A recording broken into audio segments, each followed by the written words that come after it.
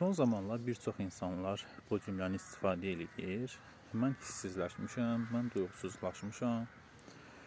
Artıq istər yaxşı, istərsə də pis bir hadisə olsun, mən onu hiss eləmirəm, neytral yanaşıram və s. Bəs bunun səbəbi nədir?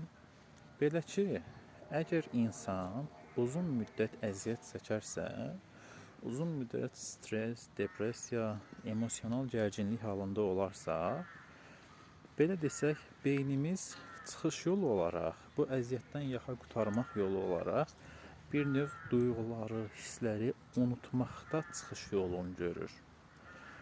Artıq belə olan halda insanda zəka baxımından, inkişaf baxımından heç bir problem olmur. İnsan yeni hər şeyi əvvəlki kimi başa düşür, dərk edir. Sadəcə insan başlayır hadisələrə əvvəlki kimi reaksiya verməməyə. Və günümüzdə istifadə elədiyimiz mən hissizləşmişəm, mən duyğusuzlaşmışam cümləsinin əsas səbəbi insanda aşırı stres, depressiya halının yaranması və bunun uzun müddət davam etməsi olur.